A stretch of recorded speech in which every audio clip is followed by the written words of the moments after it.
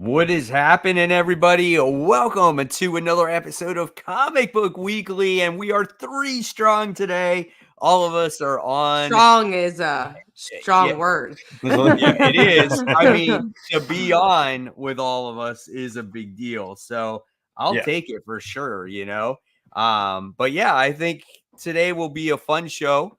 But I'm going to let you guys know that we're not going to be on next week. I think next week is the election. I think it's a big deal for a lot of people. Cat's away in Japan for 2 weeks. I already voted. I voted. Yeah. Don't worry. I did my due diligence. But so we decided that we're going to take next week off, and then we'll be back the following week. Just so you guys, I don't know how many people care about the election, but I think maybe you should. And so we'll let you guys watch that and take care of that. So, and there's not that many big books tomorrow, anyways. Besides Spider-Man, that's really not a big week. This week, is a very, very slow week. I think we were discussing on chat that I think I have the most, maybe 12 or 13 books that I'm actually reading. That's not like variant covers or back issues or anything like that, but new comic books at least. Yeah, I think I had about 9. This week I had 20, and then the week after that, which it sucks I won't be on for the live show for that, but I know like Absolute Superman, Batgirl comes out, but so I will miss that one, but issue 2s will come out for that, and I can talk about it when the issue 2s come out. Yeah, it's all good. It's a good week to miss next week, though, for sure. Oh yeah, next week's an easy one, so we'll be missing that. But then again, Brant and Mike will be on, and then I'll be on the week after that. So real quick, I just want to introduce the people that are on. We have 26 viewers right from the start, so that's kind of cool. We got the name that changes who's on. It says Ola. We got D's Comic Corner. It says I love Absolute Wonder Woman. I think more than Batman. Razor Comics says what would it do? Comic book guru, super excited for Absolute DC. I'm all in. That's good. We got Gumbo Hot Pizza says Spider Slayer, where are you? And I'm so sorry. I wonder what they're sorry about. Yeah. And then we got Joseph. Is this Joseph's Wolf? That says the new all-in books last week were also good. So guys, thank you so much for tuning in. We will definitely talk about those books in a few minutes. Actually, there was very little news that came out, so I'm going to pass it on to Kat to go through those wonderful news pieces that we have this week. So many big news pieces. So also, if I still sound nasally, I was telling the guys I have had COVID. So it was like a very low case of COVID, but that is New York Comic Con crud was actually COVID. So I'm still getting over that. I am negative, but I'm still getting over some COVID. So that's why I still sound not great. All right, well, let's go into the news pieces. We'll talk about the comics first. Kylo Ren is getting a comic book, so they're trying to do more of the Star Wars stuff. I think it's fine. I mean, I'll learn more about Kylo Ren, and, there's not too much you can say about it, but I think his comic book, his original one that came out was actually kind of popular, so why not do another one, especially now that you got all this Star Wars stuff that takes place right after Return of Jedi. So I was also wondering where Charles Soule was, and I think he's on this book. I was wondering where he went, and I was like, oh man, it's been a while since I've seen his name besides the Devil book. And then I realized he's just been doing Star Wars this whole time, so that's why I haven't seen his name. Yeah, exactly. So all right, moving on to Absolute Batmobile is coming. I think that's been shown since New York Comic Con, but now we have like a legit photo of it, so we're gonna take a look at that. So this is the Batmobile. It looks like a fortress. It kind of resembles the Absolute Batman, who's a bit of a bigger guy, so why not have a bigger Batmobile? I mean, it's absurd, right? I mean, maybe this is maybe his that's theirs mobile apartment, I mean, it's just it's absolutely insane. I really want to see the ins and outs and the inner workings of this thing. It's funny how they compare it to big gigantic dump truck. I think Wow. that's kind of awesome, right? It looks just like it, but Yeah. I do want to see the inner workings of it and like, why does he have such this huge thing, right? Yeah. It's definitely different. Yeah, we've never seen a Batmobile quite like that. So not built for speed, I'm sure. Yeah, right. Watch it have some kind of like super thruster on it or something. Very Fast and Furious. All right, and I think we have one more news piece, which is Spider-Man 4 is happening. I know it's one of those weeks. I think because after New York Comic Con, they announced everything, and then we got to that point. But yeah, Spider-Man 4 is officially happening. We kind of knew that was going to happen. Honestly, another week this wouldn't even be a news piece, but there wasn't much to talk about. So I'm like, why not? Obviously, speculations of like what's going to happen next. I don't know. I'm curious because the movies, ended with the Spider people of different universes coming. I don't know. That's going to tie into more of the other movies, but also Zendaya and all of them don't remember he's Spider-Man. So yeah, no, I really loved that movie. So I am obviously excited for Spider-Man 4. Yeah, I really like Tom Holland as Spider-Man too. So I was, kind of sad when we were like, there was rumors like there weren't going to be any more with him and everything. So I just think he fits the role really well. I like what they've done with that group of movies. So I'm excited to see what comes next with it. Yeah, I mean, I think in my eyes, I always thought there was going to be a Spider-Man 4, so I'm kind of like Yeah, not surprised by this. It was just always the thing of like, well, who is it? Is it going to be Tom right, Holland again? Right. So right. I'm glad that they're sticking with him and that he's sticking with it as well. And he was always young enough to play Peter Parker from the start. So it's good that Yeah, he's hanging around. Right. A lot of first live stream people. Thank you for watching. We had a first new sub, and then we have a first live stream. Thank you guys for watching. So Spider-Man Noir talk. I did see the pictures for that. That was like leaked set photos. Also, I was supposed to see Venom this week, but because of the COVID, I couldn't go see yeah. it. So it's one of those things where I'm like, oh, I want to see like Venom, and I don't know about Spider-Man Noir, but be interesting. Yeah, I want I to see still it haven't. too. I still haven't seen Deadpool and Wolverine. I still haven't seen Guardians 3. It's I'm on so digital behind. now. I think I it's going to know. be on Disney Plus soon, so you're going to be able to Yeah, watch that. You know. Yeah, yeah. Deadpool and I gotta Wolverine is catch definitely up. worth watching. I don't know Yeah, if I'm for gonna Right. see sure, Joker dude. too, but You're gonna No, see it, and I you're didn't gonna be see like, the "Why first did one. I wait so long to watch this movie?" Because Right. it Yeah. really is that It good. it was one of those things where we kept planning to go to the theater, and then something came up. We had to do this, we had to do that, we had to go this place, and then it was out of the theater, and we were like, "Oh man!" So now it's kind of waiting for that. So yeah, it's just one of those things. there's a lot of things that showed up because Deadpool and Wolverine was in theaters for like 4 months. Yeah, no, it's just it was one of those things.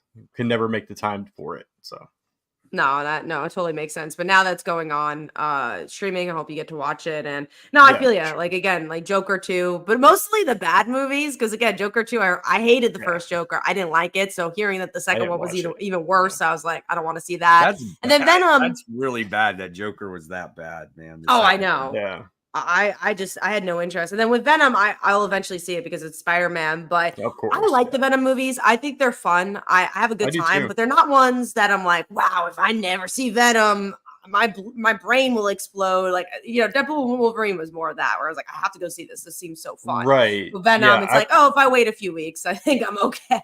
Yeah, Yeah. I really wanted to go see Deadpool Wolverine in the theater. It just didn't work out. But Venom, I'm like, yeah, I can wait for that. That's no big deal. But amazingly, I have not gotten spoiled about anything about Deadpool Wolverine. I don't know how, Will but not spoil nothing. it for you. There's some Yeah. really good stuff that happens in there. I'll say Yeah. that depends on what era of a movie fan you are that you'll enjoy Right. it. And the people I went to go see it with don't really care about Marvel. So Mm, they saw it as like it was fine. And as like a huge Marvel fan, I yeah. was like, that was everything. Right. Right. I had no interest in seeing honestly Venom Mhm. until like Null was shown. Sure. Because on that original like trailer, I was like, It looked fine. man, oh man, this is just not look that great. Like Yeah. I've seen them and I've seen them all at home. Did I watch Carnage in the movie?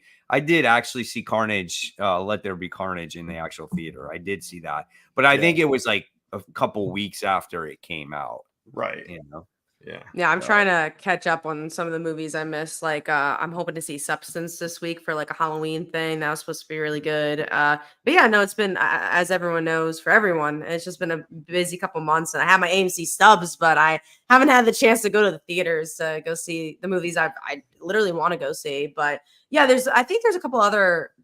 Captain America comes out soonish, I think, and then there's Craven. Comes out sooner than later too, and I'm like, oh man, I want to see the train wreck that's Craven more than anything. I'm like stoked to see Craven.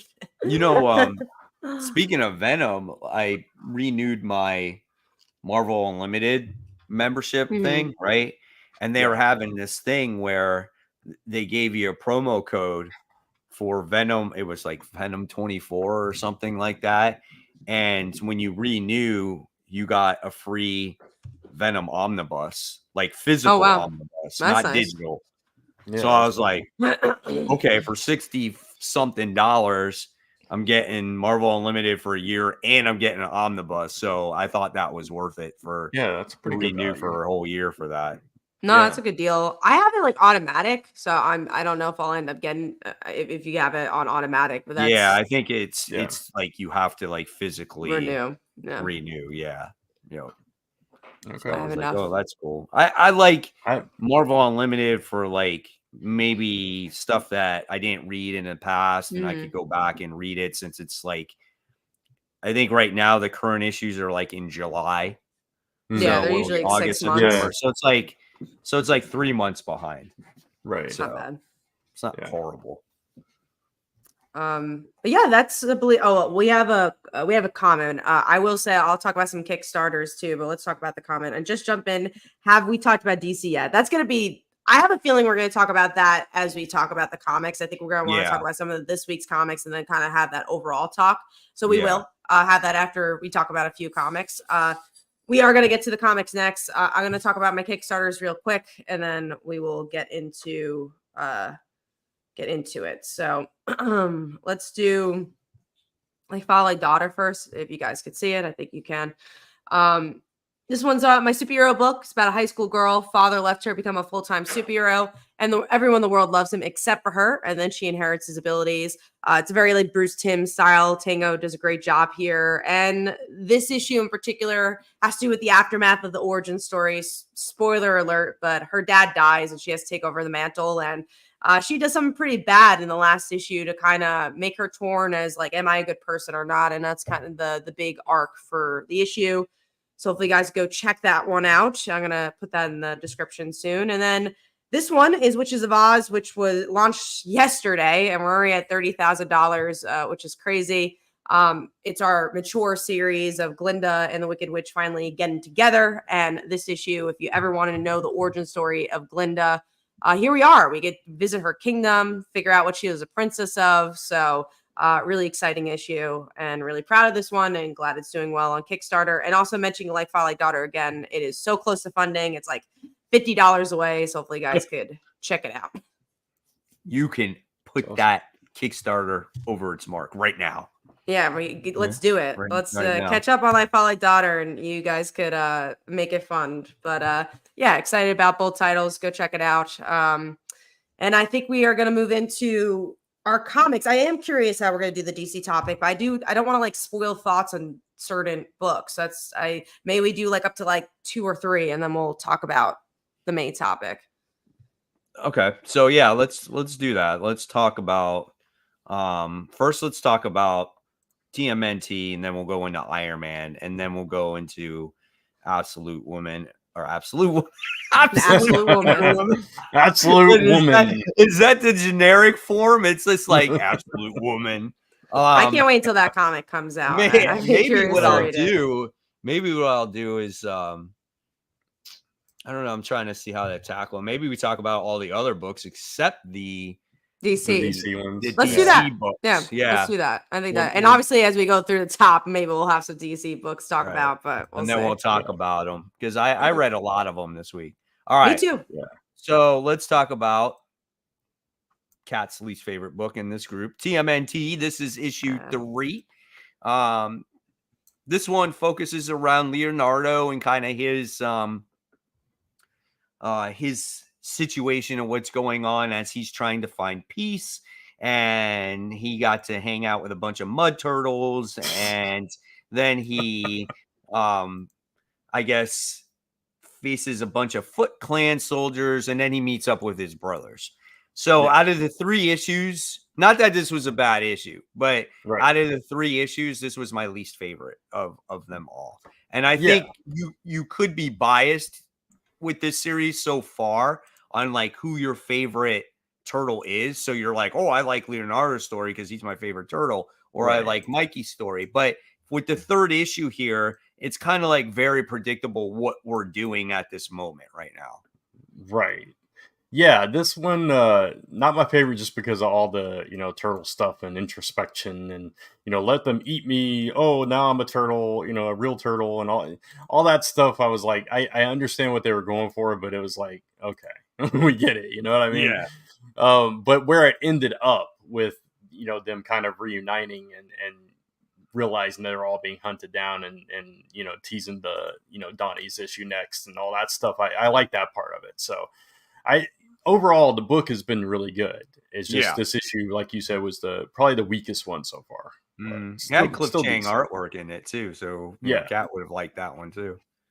So. Yeah, I wish I could like the turtles more than I do, but because I that first issue, I remember thinking this is great. I'm sure Turtles fans will like this, but as someone who doesn't like the Turtles, it did nothing for me. I was like, I mean, like, look, even Transformers is a great example. When you're just not into a franchise, it could be the best book ever, and you're like, no, I'm kind of lost.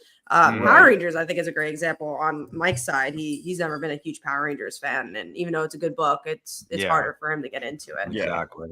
Right. I have this love-hate thing with like Power Rangers, man.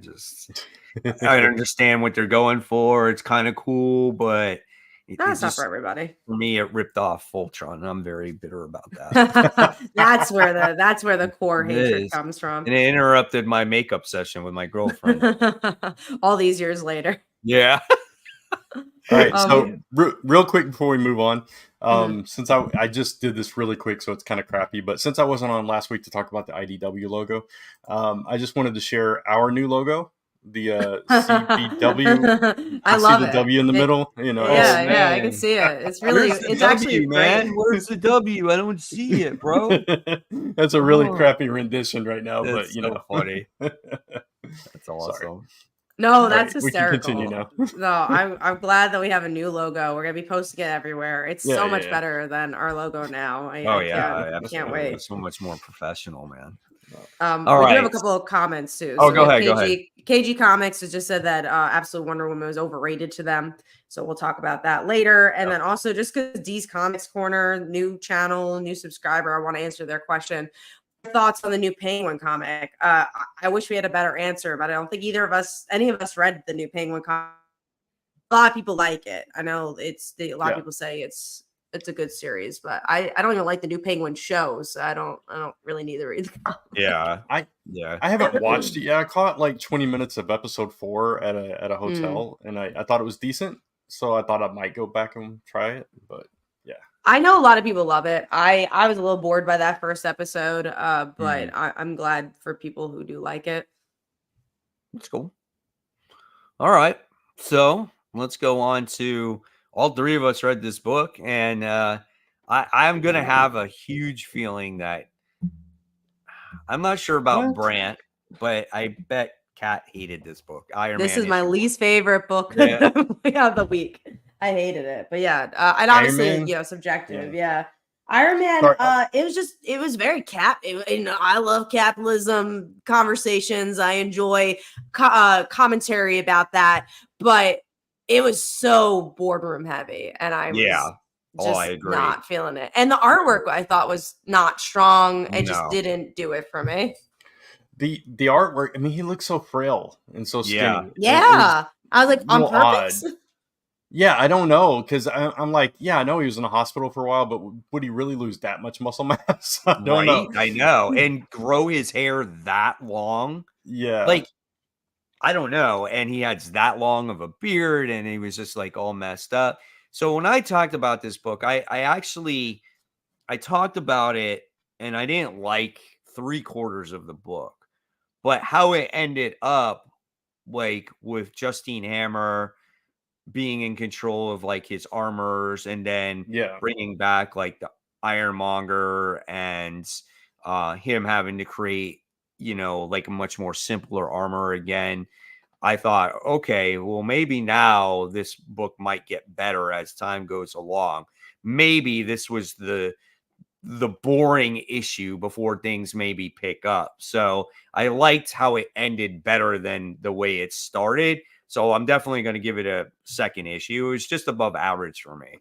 I haven't liked an Yeah. Iron Man series since like Tom Taylor, and I think that's been a shame. Or Matt Fraction, I think Matt Fraction's run was great, and I like Superior Iron Man, but I The haven't. last Iron Man run, though, was actually the Krakoan one was actually I really know, good. Yeah, I like I the know you Krakoan enjoyed one. that one. Yeah. I went in and out with it. I couldn't completely get into it, but I could see at least that was different. This feels like everything else we've ever seen with Iron Man. But we're gonna say, Brett. No, I mean it's I'm kind of in the middle of all of that. It's like there were elements like you, Mike, that I appreciated, and I like it does kind of harken back to all the Armor War stuff and everything. But again, we've seen that before, and Yeah. they tried to differentiate it, saying this Stark rocks on war, but we've seen him battling for his company over the past like 5-6 years. Exactly. So that's not new either. So it's like I want so much to like this book and to attach to something, but I don't know. I kind of like the direction that it's going, but at the same time, the art is kind of disconnecting me a little bit. So Yep. I'm torn on it, honestly. So That's why it's like, again, I like the ending, because it's like when you saw the armor stuff, like it at the end, it kind of looked Yeah. cool. And so I'm like, I think I needed another issue or two to see if I'm going to continue it or not. Yeah, I think I'll at least do one more. Right. Okay. So let's get into our number 5. And obviously, if it is a DC book, right, just say it, but we won't talk about it. Does that make sense? Yeah. I will say Yeah. with the one that this is, we could talk about it because it's outside of all in. So I think we'll be able to talk about my number 5. Is it Zatanna? Yeah. So it's last. I think we'll be okay with that.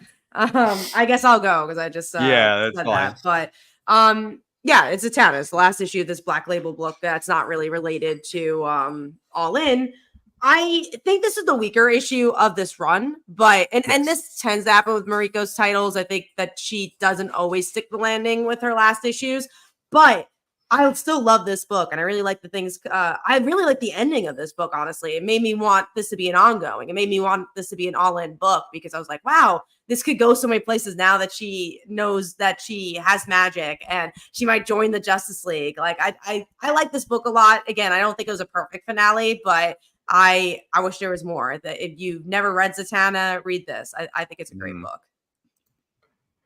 Yeah, I agree. It's not this. It definitely was the weakest issue of the whole series. I enjoyed the series overall, but this issue in and of itself, like you said, it didn't quite stick the landing for me. So it didn't quite make my top 5. But yeah, I enjoyed the story overall. It was like a kind of a quick wrap up. I thought it was like very easy. But what I always enjoy is I enjoyed the characters in the book. Like I enjoyed Zatanna. I enjoyed the rabbit characters. Like I did enjoy the ending, how now she is not afraid of using her magic, and how she scores the big hotel and she gets the act at the end. And like, I like the happy ending, Again, for me though, like when she does use her magic and that psychedelic stuff goes on in the comic book, it's awesome, So definitely I agree with you guys though. Not the strongest issue, but still was overall, when you look at the entire series as a whole, it's definitely something that I think you should read. Yeah, I get that trade. All right, Brant. So what's your number 5? Mine's Detective Comics. So okay, we'll talk about that later. And my number 5 is actually X Factor issue 3. For me, I think this is like between Uncanny X-Men and X Factor. These are the 2 books that I enjoy. I think X Factor, I'm at that point right now with it where it's like, this just seems like these guys go on these random missions and they're just dealing with it, and you're learning more about certain characters. So this one, you learn about Granny, right, and how she found out her immortality and how she Granny's so actually fun. wants to die, which is kind of hysterical. And then you kind of got the overarching story of just Havoc with Polaris being missing, and you know, and him, you know, working for X Factor and doing what he thinks might be right for now. So but this was a fine book. I mean, it's more of the same. And but I find myself enjoying it. Like, I read it, I laugh, I have a good time with it. You got all this different commentary where they say, "Oh, hey, yeah, we you know, want to we appreciate you. We treat you like family, but hey, sign this non-disclosure agreement," and stuff like that. Yeah. You know, it's a good book. I like it.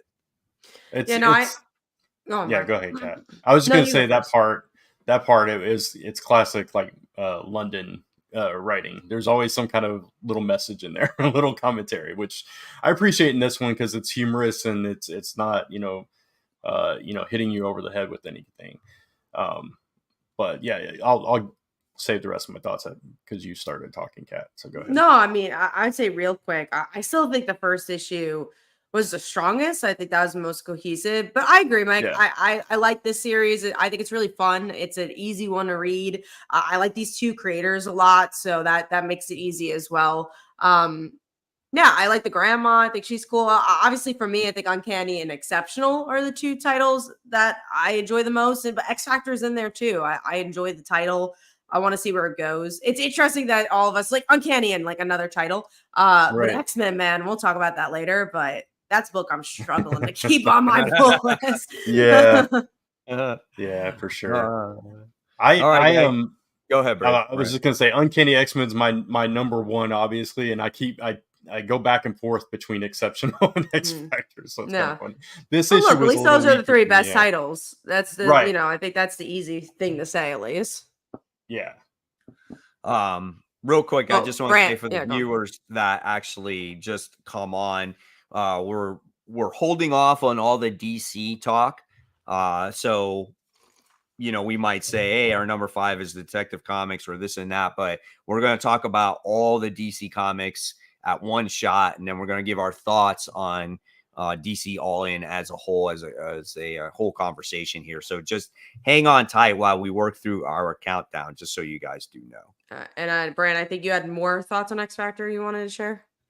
I was just saying this wasn't my favorite issue. I felt like the comedy just, I don't know, for whatever reason, I wasn't in the mood for it. I guess it was very corny comical, this issue, and I like the first 2 issues better. The issue 1, I agree with you, Kat, was the strongest. So yeah. I'm just hoping that it continues to, I don't know, keep my interest going forward. So I'm more interested in the inner, like Polaris. I think that's interesting to me, and that's where that piqued my interest the most in this issue. It'll be interesting to see like how serious it actually gets, right? Like how far are they gonna take that? So hopefully they do, because like I said, I feel like that's the major story right there. Right. You know, and then everything is kind of secondary. That's the way I look at it. All right, so let's move on. I guess that was my number 5, right? So we're gonna move on to. All right, let's talk about not Rook X's X-Men issue 6 first. So we're just talking about X Factor. So now we're talking about X-Men issue 6. Personally, for me, I feel like a lot of this is more of the same. We get more of, hey, I found another mutant and I have this power, or I caused this situation. The thing that I find interesting in this book is the whole situation with Magneto. Like, what's going on with Magneto? Beast is trying to cure him and stuff like that. But besides that, I don't have any like real attachment to this book. It's kind of frustrating because I'm kind of like, let's move it along at this point, because this is nothing that I don't know. To me, this does not feel like really an X-Men book, in my opinion. Yeah, I think the problem for me is like a lot of the character work is very light, like very surface. You get just a little bit of from magic, oh, I had a crush on young Cyclops, and then they dropped that. Cyclops had moments in a couple of the earlier issues, and now we haven't really seen him. Beast in the first issue, and just a little touch of it in this issue. So it's just the character work isn't as strong as I would like it in this book. I like some of the things that are going on, like you said, the Magneto thing. I like Idy kind of spotting the protester that's flashing a mutant sign. I like those little things, but as the overall kind of composition of it, there's something that's not quite clicking for me. So I've enjoyed like 2 issues out of this 6 issues we've had. So I this can think it. book, Go real away. quick, with this book, I think suffers is the Jed McKay team up situation or team book, because just like in Avengers, if you see, once again, he puts 2 heroes here, 2 there heroes here, 3 there heroes there, and he tries to spread it all out and make it a cohesive story, but it really isn't. It feels disjointed when he writes it. And I've noticed it in Blood Hunt, I've noticed it in Avengers, I've noticed it in now his X-Men. But it's not like that in Moon Knight. In Moon Knight, right. That's what's so weird, because even Black Hat, even though you're still working with a lot of characters, like Moon Knight, you have a whole cast of characters, like 5 or 6, characters that you're following. He treats them differently. Like, he treats supporting cast different than he treats teams. And I think if he treated them more like the team, and I think they shine more that way. I don't know. It's just, right. I mean, as the, you know what I'm trying to say. Yeah, because I agree. The character work is where this struggles the most. Like I'm like, oh, I want to see more from Magic, and you're like, oh, I didn't get a lot from her. Or I want to see more from Cyclops. You don't get a lot from him, and it's just, which is interesting, because I think this era of X-Men has been so great with character work. Again, you have like a solo series, like exceptional, and then you have X Factor that balances the heroes because they all die, besides obviously Alex. And then you have Uncanny X-Men that keeps it really small. I actually think that's been why I've been enjoying this X-Men era so much, but this main title doesn't quite do that. No, it's just, it's so weird to me, because Jed's so good at character work, absolutely. Books, I mean, you're 6 issues in at this point, and your characters are basically hanging around the base the entire time. Yeah. Like, we need to do something more than that and talk, So I don't know. We'll see. All right, let's move on to Rook Exodus. This is issue 6, the conclusion to the first story arc, and super awesome book, man. I mean, you get Rook that just sits there and battles Ursaw, and you find out a lot more stuff in this comic book. You find out a character that's related to Direwolf and how integral he is until the planet survival. Just really great stuff. So when we talk about character work, right? The character work is beautiful in this comic book. The artwork is absolutely beautiful in this book. And I absolutely love everything about it. And I'm so excited on what's to come when it comes to this comic in the future. Unfortunately, we're not going to see it again until January. Yeah. But I mean, that's a short break at least. If it was going to be like March or something, I'd be like, oh no, I got to have my Rook fix. I love this book. This is usually my number 1 pick when it comes out. We'll see if it is this week or not. I thought it was fantastic, the stuff that we learned about the world and about her dad and kind of what's happened to him, teasing what's obviously to come in the second arc. The only nitpick I would have for this issue is that his battle with Ursaw ended so quickly. I agree 100%. I was like, that's it. I was disappointed with that. Yeah, but I do like learning about Ursaw on how he is still a mystery. You can't remove his helmet, and he was sent here only 4 months ago. Right. That was very interesting. By the company to destroy all the other wardens. So now you know why he's there. So I was like, oh, wow, that's kind of cool. Yeah. And like you said, his face is like fused to this mask now. So it's, I don't know. It's opened up this whole other, kind of possibility, because they feel like, Earth was destroyed. Now this planet's destroyed, but obviously there's people out there, doing stuff, and maybe they find another planet. I don't know how that's all going to play into this, but I like that, this whole arc was trying to leave the planet to ultimately accepting, hey, this is my home. I'm going to defend it. So. Right. Absolutely.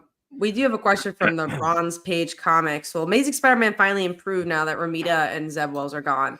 It's hard to tell, because honestly, if we're being honest with ourselves, and we've been reading Spider-Man for decades and decades and decades, we always say that after every run. They're like, "Oh, is it gonna be better after Nick Spencer? Is it gonna be better after Dan Slott?" It's a rooted issue. If you notice, it's not the writer, most likely. It is whatever's happening behind the scenes with Spider-Man. Yeah. And I've honestly just accepted that Amazing Spider-Man's never going to be the best title ever.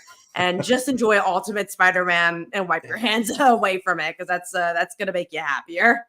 And it's hard to kind of say too, because this particular story is not the creative team going forward. This is just a story right now until they find somebody. So kind of just enjoy as much as you can this story as possible. I'm just going to plug something real quick. I'm doing a Amazing Spider-Man Zeb Wells wrap-up video. It's going to be on Saturday on my thoughts of the entire run of Spider-Man. So that should be that's going to be a interesting. fun one. I went all out for this bad boy. I got notes, talking points, like all kinds of stuff. I'm going to go off. I know I am. I'm going to get into it. The Watcher says, do you think Jed McKay would do a good Spider-Man run? Yeah. I mean, again, we all like Black Cat, but also I will keep saying this until whatever. I just don't think it matters at this point. I just think they really do stop the writers from doing what they want. And I honestly think Nick Spencer's run is a really great example of that. We saw building blocks to trying to retcon one more day and try doing anything. I think that's why that run span its wheels as much as it did, because I really think there was just like an internal struggle between writer and editorial when it came to that. And it's like just written on the wall. Yeah, it's like Spider-Man's one of those characters that they have hard, fast rules, and you have to play within that sandbox, and they do the best they can with it. And sometimes it works, sometimes it doesn't. It's hard because, as fans of the character, we want it to be the best book on the stands, and we're very critical of it because of that, I think. So, yeah, absolutely. Absolutely. All right. So with that being said, let's move on to our number 4. And Kat, what is yours? Not a DC book. So it's Tin Can Society issue 2. I thought it was a really solid issue. It explores kind of a different side of this ensemble cast, where we get to learn more about one of the friends. We also get to learn a little bit more about the romantic relationship between the person who died and our narrator. I really like this book. It surprises me. It's a murder mystery, if you guys don't know, about a character who's disabled to end up becoming this Iron Man type hero, and his childhood friends, one of them murdered him, and we have to figure out who it is. But yeah, I think the art's really good. The first, second issue, I don't know if it was as good as issue 1, but it was a good second issue.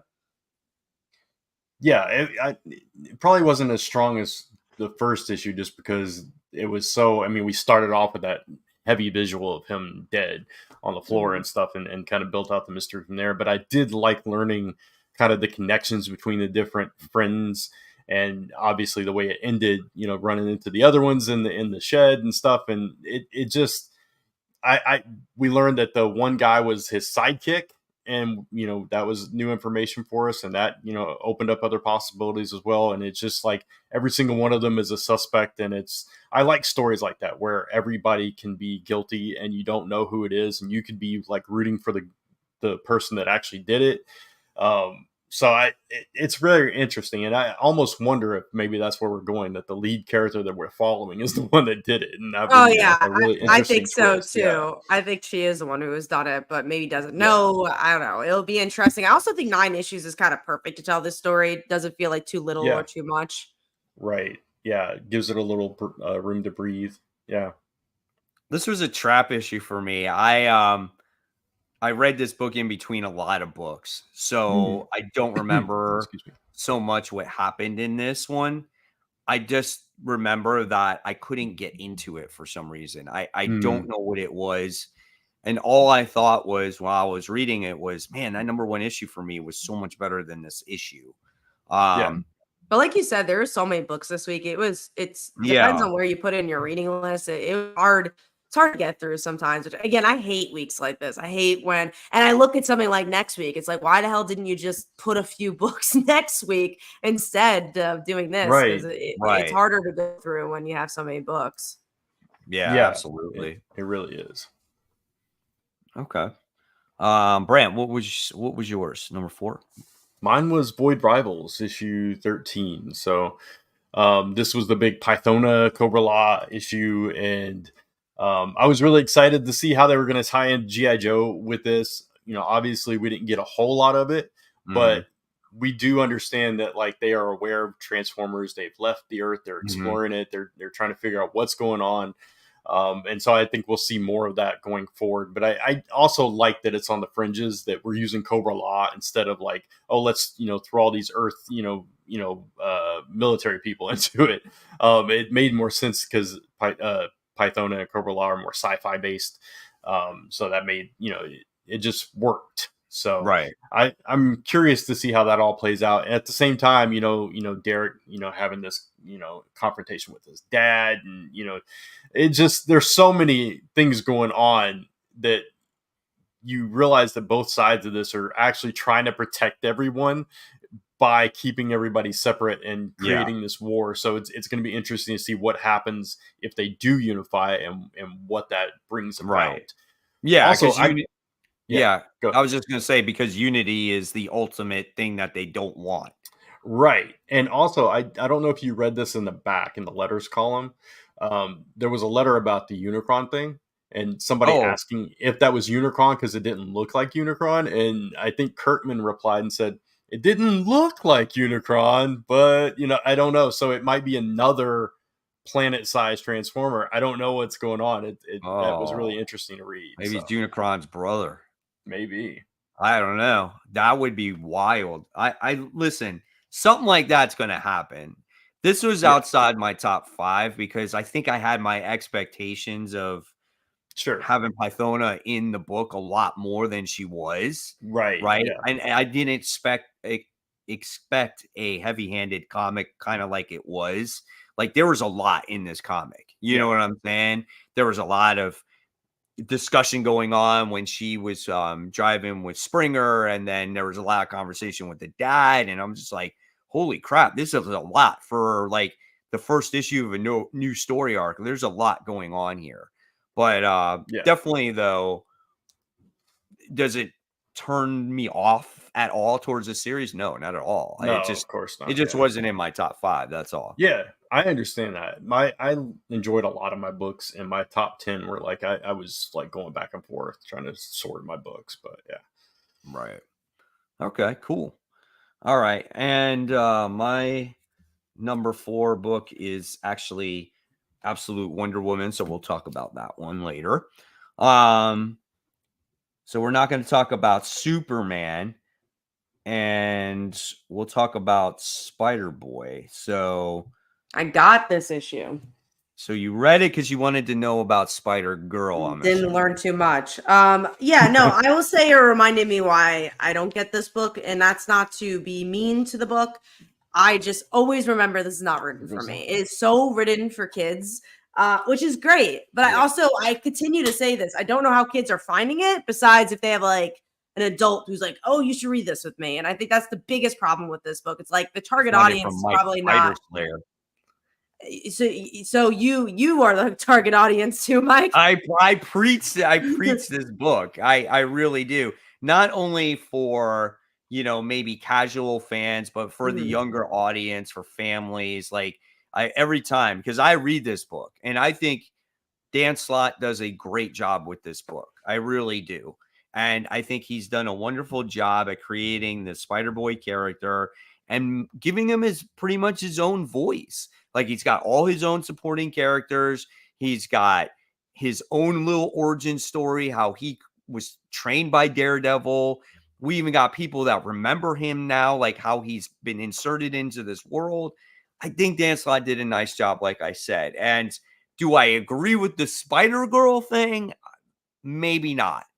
But Yeah, we'll see how it ends up. the He likes Spider-Boy Spider-Girl a lot. character, I I think like. I that's think why. he's a good character. I just feel like the book feels very generic. It just doesn't. I get that it's a new character, so that's a new aspect of it. But it just it feels like it spins its wheels a little bit. But also, if you're just looking for classic Spider-Man storytelling, maybe It that's what you kind of want. is. And that's kind of what it is. You kind of can't go too much into it. It's a much Sure. more simpler take, right? That's kind of what it is. I think coming up soon is Hulkette. So Yes. that's Yes, I think like next issue. So, but yeah, no, I'm glad you like it, Mike. It's not for me, but also I read it not thinking this is the worst book ever. It's just like, oh, I read a lot of books. I don't necessarily need this on my pull list. Yeah, Right. that was where I came to. I read the first few issues, and I just read so many books. It was like, this is not something I need to read. So Totally understandable, you know. And Yeah. I think why Dan Slott did his whole Spider-Man thing to begin with was to create Spider-Boy. That was the whole thing. So Which is crazy to think a whole year went into that. But yeah, hey, gotta do what we gotta do, right? All right, so now we got The Moon is Following Us. This is issue 2. I like this story. I mean, I think a lot of people would probably say that this is more like the first issue than the first issue was, right? yeah, which I liked a lot more. 'Cause it Yeah, makes you you, really like, get the feel for origin story. characters.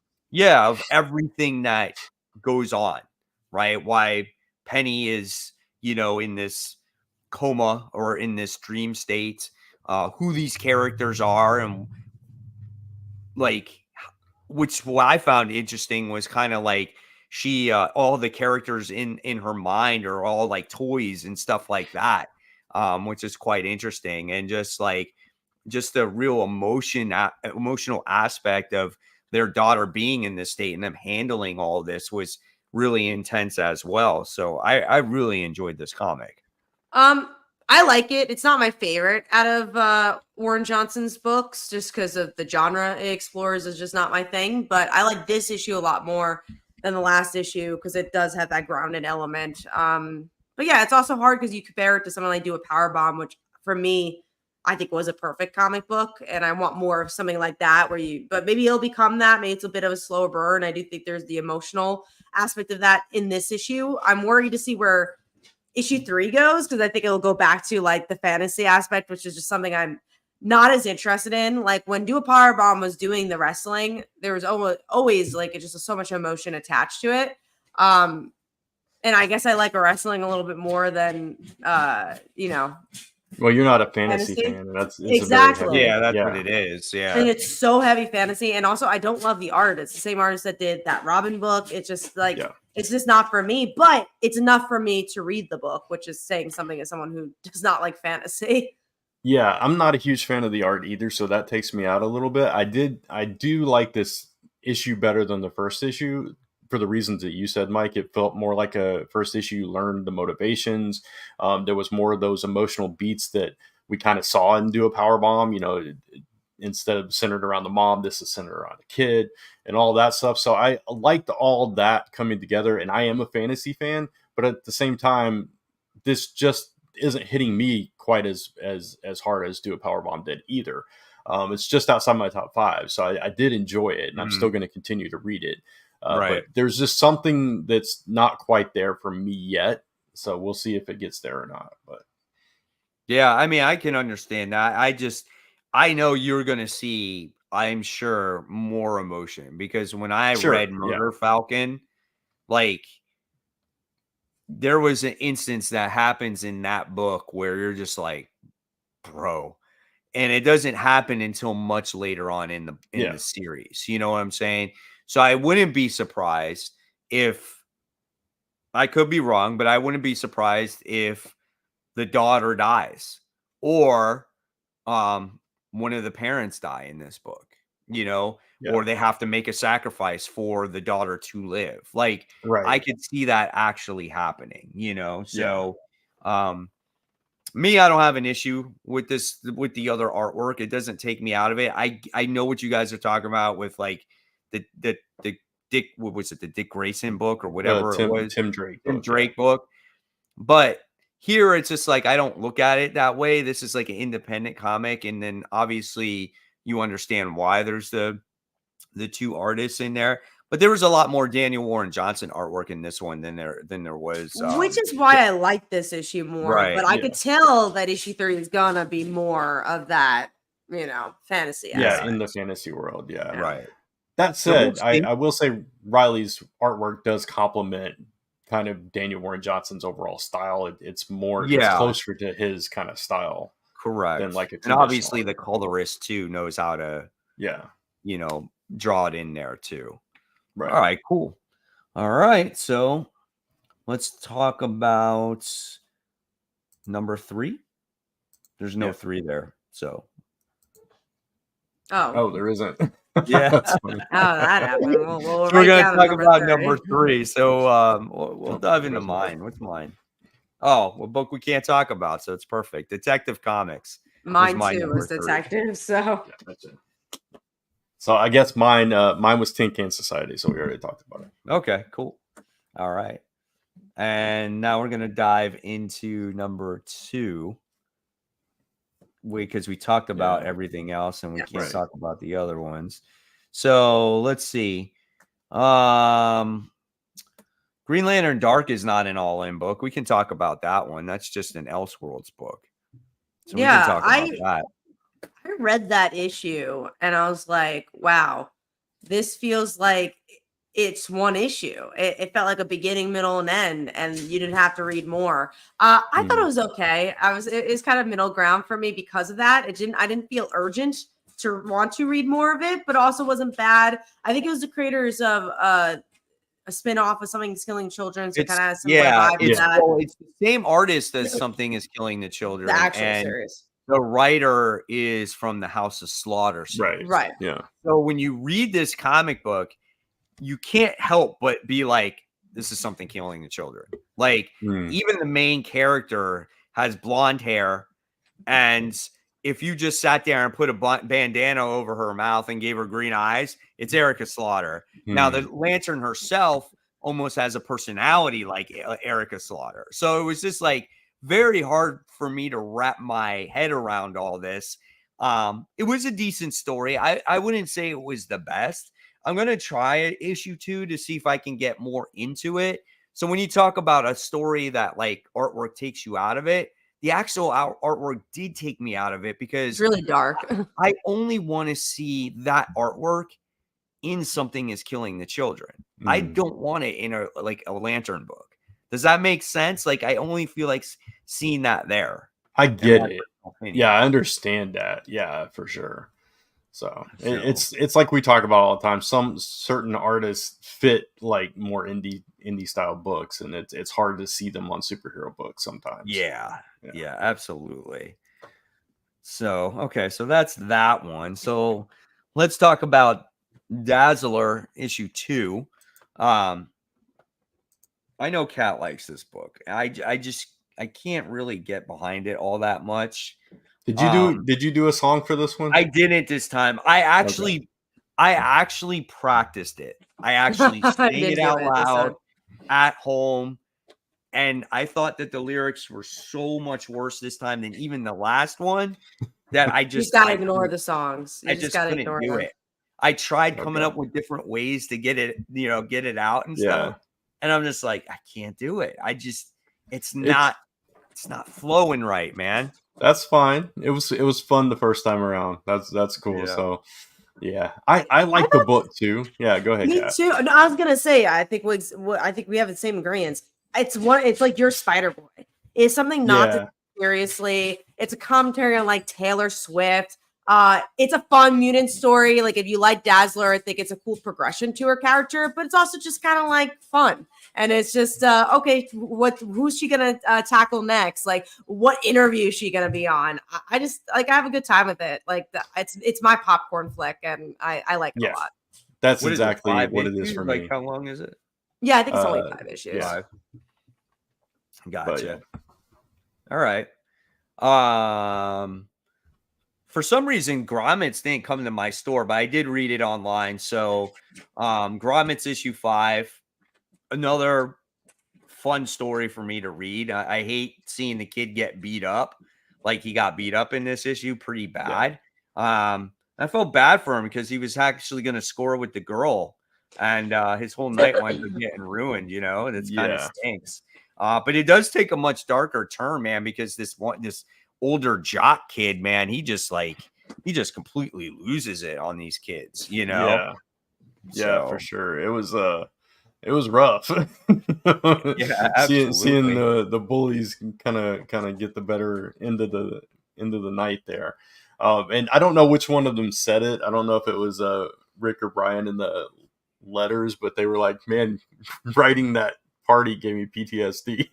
So apparently some version of that actually happened. So I think a lot of this is probably their lives, which I think is like a fun aspect of it. But I thought this was a little bit point A to point B, which is why I didn't make my top 5. But I still really like this series a lot. I enjoyed the slice of life aspect. I enjoyed these characters. And I think the end of this issue is going to bring something interesting for the next. Obviously, long hair guy, forget their names. But they had a really interesting conversation last issue about friendship and what that means. So I think he's got to either do something good or do something really bad. And I think that's going to be really interesting. It's funny that you forget their names because it's the name of the creators. It's Brian and Rick. Oh, really? That's so funny. I never put 2 and 2 together for that. Yeah. That's interesting.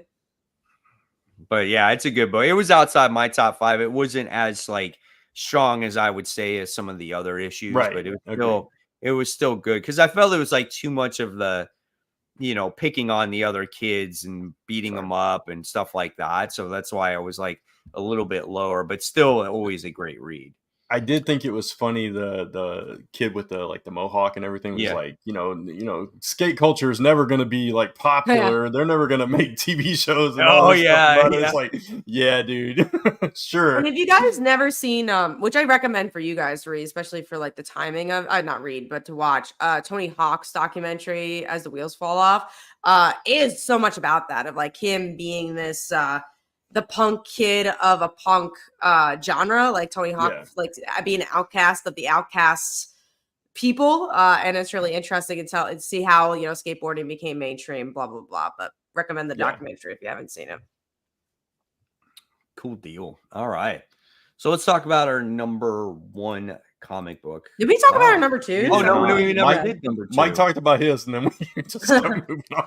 I didn't even realize he talked about his. No, I talked about my number 3, but I never talked about my number 2. Oh, okay. I thought maybe your number 2 was a DC book, so you just. Oh, no. Okay. My number 3 was Detective. Gotcha. Okay. So your number 2 is what? My number 2 is actually Rook Exodus. Oh, okay. Okay. Nice. My number 2 is Superman. So we'll talk about it in a minute. Yeah. Mine was Dazzler. I have a lot of fun with that book. All right, cool. And so I guess now we can go to number 1, and then we'll talk about DC. Which mine was Superman. So yours was Superman. What was yours, Brent? Rook. So Rook. That's right. Okay. And mine was actually The Moon is Following Us. Okay. Yep. So we got that. All right. So now, finally, guys, thank you for watching. All 70 of you or 71 of you. I thought you were going to be now it's the end of the show. Yeah. And now we're going to talk about we're not talking DC. We're going to talk about the DC stuff, where we stand on it. Obviously, some of the titles, because we didn't talk about it in our top 5. So let's kind of go down the road here about where they were on the dock. So the first one we're going to go back to, let's talk about Absolute Wonder Woman, issue 3. I like this issue. Issue 1, probably. Issue 1. There we go. I like this issue. It's so weird, and I said this in my review. I really like the Wonder Woman main series right now. I'm really enjoying it. I know Brant's on the same page. I know, Mike, you're not. So with Absolute Batman, the reason why I hit so hard, I'm a bigger fan of Batman, but also Batman hasn't been very good as of late. So it's cool. There's a really good Batman story right now. Wonder Woman, I've been enjoying so much that you compare it to the actual story. I'm I'm actually enjoying the main series more. And as someone who doesn't, read that much Wonder Woman, the whole Cirque being this mother character didn't do much for me. But I think that if you're a huge Wonder Woman fan, you will like those elements. I liked it a lot.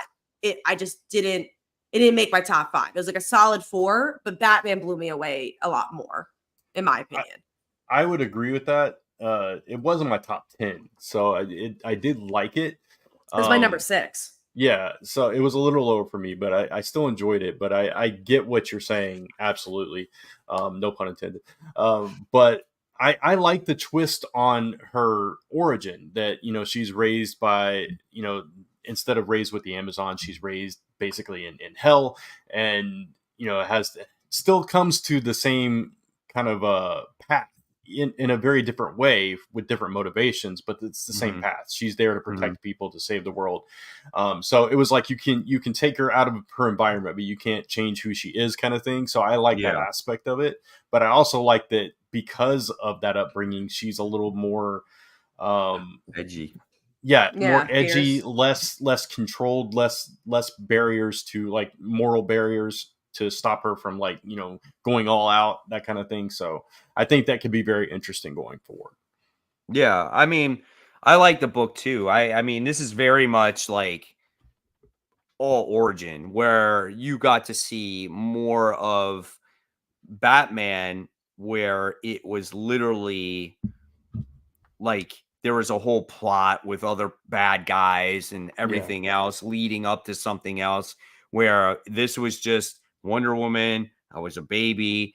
I was dropped off to Cersei from Apollo. She raised me, this and that. And no matter what, I'm going to be the one that's, I guess the best love is to let your child go, type of thing. And I'm Wonder Woman. I'm a witch. I'm this, I'm that. And that's kind of like where the issue ends off. And the only thing I would say when it comes to the book itself is that, okay, we learn about the character, right? Now it's just like, okay, what's the hook to keep you reading? If that's the one little gripe that I would have about it, right? So I don't disagree. Yeah, there's not much of a cliffhanger when it comes to this issue, but the artwork is really good. I trust Kelly Thompson. So far, I mean, we'll talk about it, the overall stuff, but like so far, I'm really enjoying Absolute. I'm really excited to see what Absolute Superman's going to bring. Should be interesting. We do have a comment I want to read. New comic book day reader / collector, new to this stream. Love hearing these breakdowns / rank lists on the weekly releases. Thank you. All of us also do weekly release reviews. So if you want to check out our channel, they're all on the bottoms here. So if you want to see that, and then we come together every Tuesday to discuss it together. Cool deal. All right. So the next book that I think we're going to talk about now is going to be Detective Comics, issue 1090, the introduction to Tom Taylor's run on Detective. Ram V was on the book for the longest time. It was just a single story arc, kind of almost remind you like Tom Taylor's run on Nightwing, right? And so the way we open up with this Detective Comics is very interesting, as we wind up getting to see something that is added to Batman's past, and it connects to the death of Thomas and Martha Wayne. And you're just kind of like, holy shit, like that's pretty insane. And it almost feels like a first too, because we never ever get to see those characters fleshed out. It almost feels like sacrilege if you do. Right. And then you're also introduced to this other girl or woman that is in Bruce's life, which I think you're led to believe was the baby of that Martha put in hiding or whatever. Right. Yeah. And she's this genetic scientist that has created like this fountain of youth to keep people young. And Batman is actually or Bruce Wayne is considering, taking this drug for the first time. He's sworn that he would never do anything, but he's like, I never made that oath like my dad. So maybe this is okay, Yeah. And also where, you had the foreshadowing of that where he couldn't catch the kid before, something happened to him. So and it's like, well, I need to, get my body in shape so I can actually protect people and stuff like that. So I really like that thread of it. The art was fantastic in this as well. Michael Janin. Yeah. And I like that what happened with the retcon was it gave kind of a Peter Parker kind of vibe to the origin. I said this on Friday first because of Thomas Wayne's actions. In what he did, it led to what happened to them, which led to With the Joe creation Chill, of yeah. Batman. Yeah, so it all kind of felt that way for me, and It's that not made even a it. major retcon by any Yeah, means. it's It's more of like not. a fill in the No. blank situation. Exactly. I wouldn't even Yeah, call it a retcon. Right. Yep. You're right. Yeah, because it's information that we just didn't have. But it doesn't really change like fundamentally anything happen. It just gives us a little bit more information. You're right. Yeah. I We mean, do have. Oh, go on. I know I was going to say Tevia did say he's like, well, Yeah. why retcon Batman origin again? You're not retconning his origin. You're just kind of giving more of an in-depth look of why Joe Chill like killed the Yeah. parents. Yeah. You know? Instead of it just being a random shooting, there actually was motivation there. Right. Which Which maybe some people purists would be like, no, it has to be random. But like honestly, this is such an interesting story. It's something that hasn't been explored. I thought it was more interesting. yeah. And it just like adds another layer to it. And it's like you always wonder, like you kind of feel bad when random things happen. It's like, oh, what if this and that? But now that there's like an actual reason and actual purpose, I don't know. What if Bruce finds this out? It's even more like I think it's going to mess with his psyche a little bit more and stuff. So I think it could lead to some interesting developments. And I Yeah, thought, absolutely. Tom Taylor, we've been seeing him write a lot of different stuff. Over the years, like I mentioned his Iron Man, Wolverine. Obviously, he wrote Injustice. He's written a lot of different stuff over the years. But what I like about this book a lot is that it feels something really different for him, and it feels a little bit of a challenge because it's a mystery book. It's not, it's not like Nightwing. Nightwing was a very character-driven, almost slice life series, and this is not that. And that's something I also felt like it almost felt like a reboot of Tom Taylor in a great way. Like I was excited for him as well. It's like, oh, cool. You're challenging him as a hero, superhero writer. So yeah. Let's see what happens. So let's take a vote. I mean, after reading this issue, are you all in for Detective Comics as of now? And this is the first time I've ever really been all in for Detective Comics. I don't remember the last time where I was like, this is a necessary series to read. And after reading this issue, I'm like, this is a necessary series to read. I completely agree. So there you go. So there's one that we're all in for. And Absolute Wonder Woman, I think too. I think we were all in for that title. Yeah, sure. For sure. Yeah. I do actually want to all in. It's like absolute. Sure.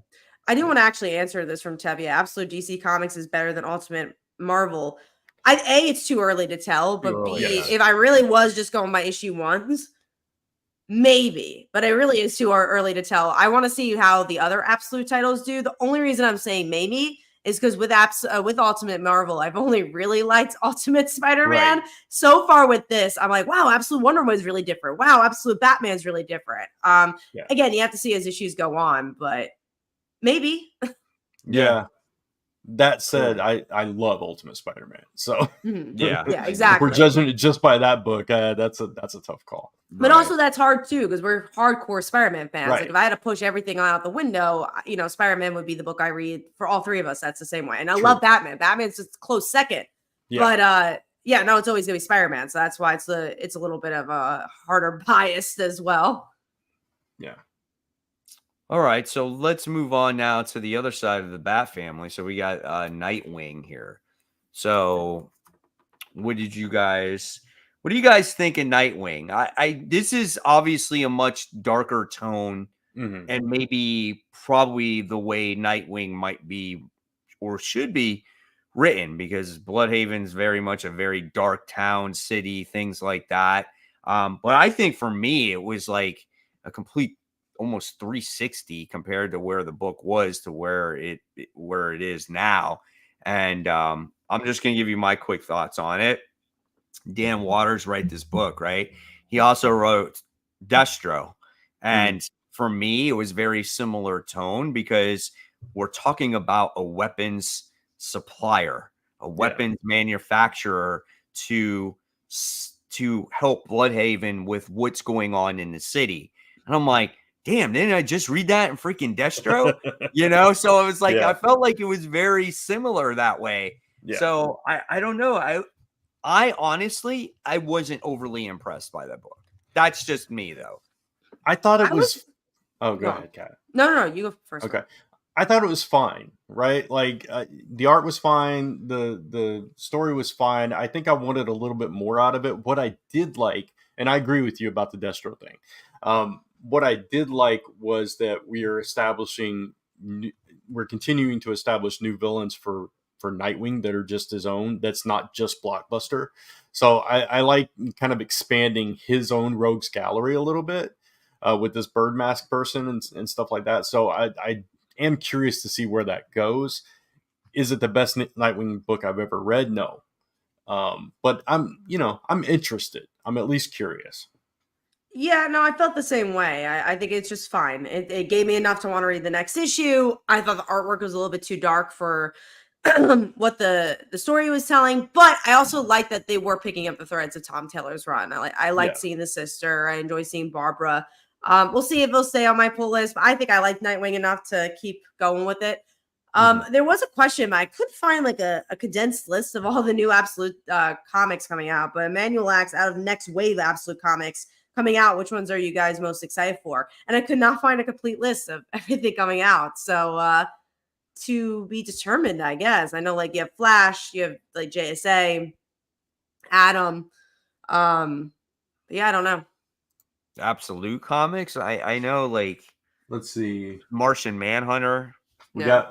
got Flash, Green Lantern, Martian Manhunter, and then this is on Wikipedia. There's a couple to be determined. TBA, yeah. Yeah. And I know there was like Atom, so I'm like, oh, that there's Yeah. some missing there. So Right. out of all of them, like top of my head, maybe Flash, just because of Jeff Lemire. Like I'm interested in Yeah, that. I'm definitely in that one for sure too. Yeah. Yeah, I mean, I'll that pick up would be the all one. of them up, but Yeah. I think all of Okay. us Flash just because of Jeff Lemire, yeah. yeah. So then with Nightwing, all in? For now. I think it's strong, right? Because that's like, oh man, I'm gonna buy every issue. Yeah, And that's obviously true. that's right. Yeah. I'm like kind of somewhat in. in. Yeah, somewhat in. Somewhat in. Yeah. I got a foot in to Yeah. check out the next issue, There right? you go. Okay, so there's that. I did notice though that Green Arrow wasn't on this list to discuss. Oh yeah. I think just because the 5 slots, so we could talk about Green Arrow though. Yeah, so because this does Green- introduce Yeah, the new creative team in here. but it was also ending a series, so which Correct. is so interesting because I've read the Joshua Williamson stuff and obviously read the new one. I was like, damn, I really like Joshua Williams' chapter so much more than So let's the last one. Let's talk about the new aspect of it. So for me, this gave me, and I know you're not going to like this, this gave me Jeff Lemire vibes. I was gonna and say Andy that, yeah. Sorrentino vibe when I read this comic book, right? Gets visited by Batman. He's like, hey, I want to make sure I trust you again there, Ollie, and and this and that. And then we come across this murder that happens with this guy that shines a bright light in your eyes and makes you drink some weird liquid that kills you. And I was like, I don't know, this could be kind of cool. I need to read more of it though before I am all in. But you know what? I think because it's Green Arrow, no matter what, I am all in because there was a long time where we didn't have Green Arrow at all. So this gave me Arrow the TV show vibes. And Oh, so okay, that hooked me. So I'm like, okay, this is something different. I really like the previous run, obviously, but this is this goes back to that, and I haven't had that for a little bit. So I'm kind of curious to see where this goes. So yeah, I'm all in. I'm curious enough to buy the actual first issue, but I didn't like it that much because it did remind me a lot of Jeff Lemire. Yeah. Yeah, I had the window open. I might jump out. That sounds bad. I might jump out. Yeah, I might jump out. I mean, I'm out.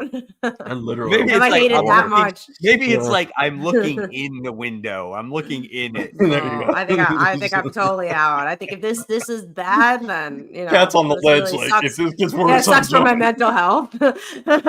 she's like looking for help. Please, anybody there? I don't know, I guess man. not. We're here for you, Kat. We're telling you it's gonna be okay. Trust us. I don't know. After that first prequel, I don't know if I can be all in. Oh man.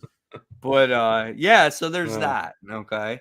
I'm gonna just throw this out there because it also came out.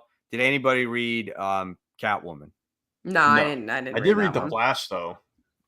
Okay. Oh, you did read Flash? Yeah, I read Flash, but go ahead with Catwoman. Well, I didn't read Oh, Catwoman, you so didn't I read it. think Okay. we're all just like not even looking in the window, not even. think I it's the didn't same realize it creative came team. out. Yeah. Closed. The window's closed, and Yeah. there's curtains. There's just Yeah. there's nothing there. It's a bathroom without a window, but no, I think it's the same creative team. That's why I didn't try it out. So, and the thing is, the Flash is the same creative team too. So I just wanted to try out an issue to see if like the new direction, because he gets a new suit, and Barry doesn't have his powers anymore, and all this stuff. So I wanted to see where that was going. It vibe is very similar. The art was a little bit lighter, more cartoony, I thought. okay. But the whole concept was like Wally takes his whole family on vacation to this, Skartaris, where there's dinosaurs and everything, but it's actually a secret mission. But at the same time, Wally is also on the Justice League satellite, so he's either in two places at one time or there's two of them. I don't know what's going on, but it wasn't enough really to pull me back into it. So I think I'm still kind of on the fence with that until a new creative team takes over. So you're out right now. Yeah, I think so. Just because it feels the same as the previous stuff. Just kind of knocking on the glass, going, "Is there anybody there that's right? going to change this?" Yeah, exactly. Give me a reason to come on in. Yeah. Okay. Oh, it's a new writer. It's actually Torrin who's doing Catwoman, so that sucks that we didn't get to read. I actually like her writing a lot. So I really didn't know it came out. You like her, right? She's writing Carnage right now, and partially Venom, and she wrote Valkyries for a really long time, and I liked her Valkyries. Books are not that.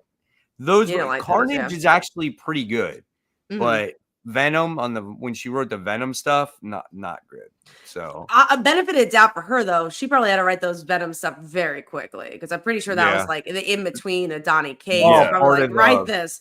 It's all part of the war and stuff like that. Yeah. So. All right, so let's see what else we got here. We got Superman. We haven't talked about Superman. So yeah, let's talk about Superman issue 19. So this is how you write a book, man. I thought this was incredible. I like the comic book.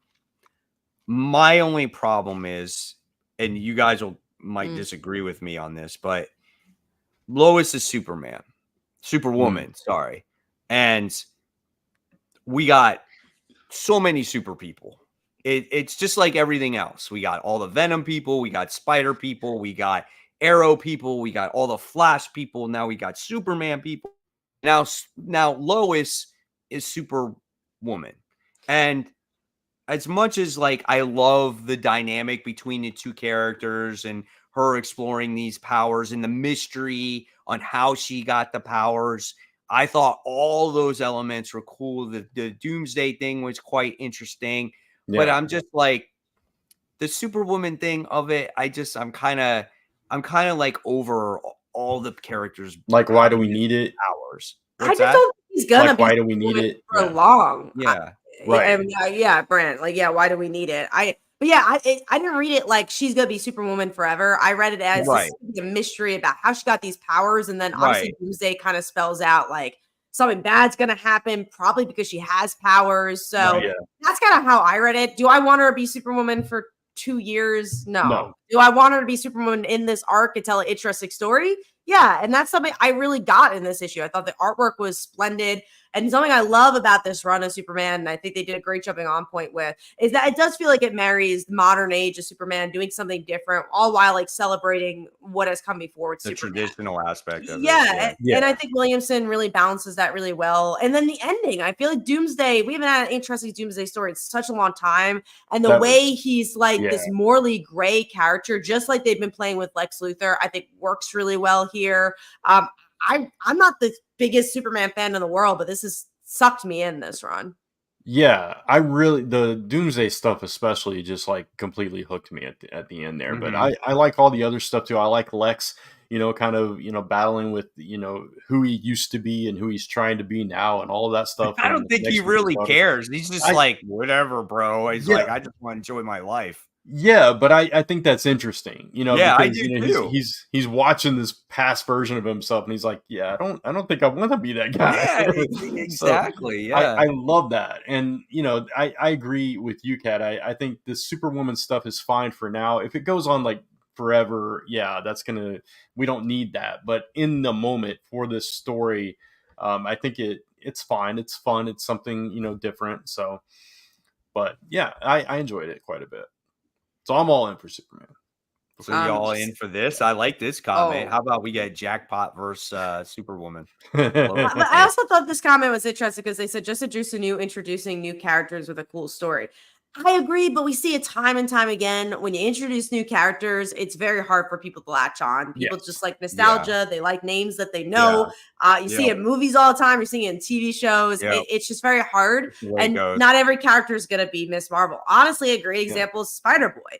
Not everyone's reading that book, even though he Well- had a huge, appearance. Yeah.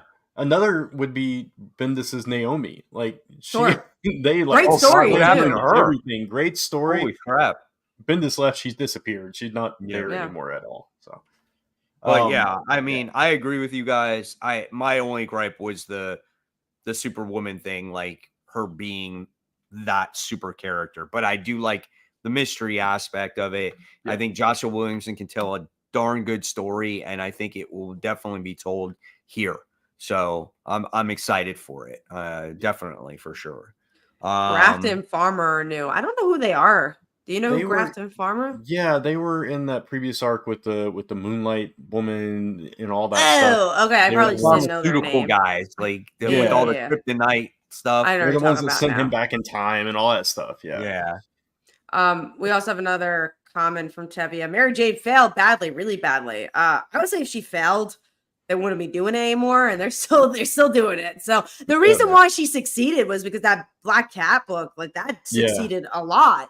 And the covers do really well for her. Anytime she's on a cover as jackpot, I feel like a lot of people buy those covers. So Yeah. I don't think it failed. I think you don't like it, but that doesn't mean it failed. Right. Was yeah. there any other Action Comics? Are you all reading? Yeah, action. Yeah. I dropped this art. It's I too got- much. I dropped it on this issue. Yeah. Okay. Me too. I'm still I'm enjoying not- it. Yeah. I'm not, for me, it's not worth $20 a month when I Yeah. can buy 4 other comic books. I understand that. Yeah. I definitely, this issue wasn't as strong. I'm still curious about the story though, so I'm kind of torn on it. And You with like next week- Mon-El and that Yeah, type I of stuff, do. though. So and next week, being a lighter week too, I'll continue with it. But yeah. or tomorrow rather. Yeah, so I still enjoy it though, and I'll see how long I can stay on it with it being weekly. But I'm enjoying the story. I read this issue. I should clear Yeah. up. I read this Right. issue. It's just Right, that, right. yeah, with so many books coming out, it's just not my bag. But Mhm. I'm excited to see where it goes after this. I think Right. weekly is always a bad decision. I've never seen a weekly series and be like, wow, I really need that Well, one weekly. 52 was the one for me that was like just I love that series. But And did you feel like weekly made it better? I don't know that it made it better. It was just I think it's because it had never been done before at that point. Mm-hmm. So it was just something new, and it was exciting time, for DC at the No, time. that's So understandable.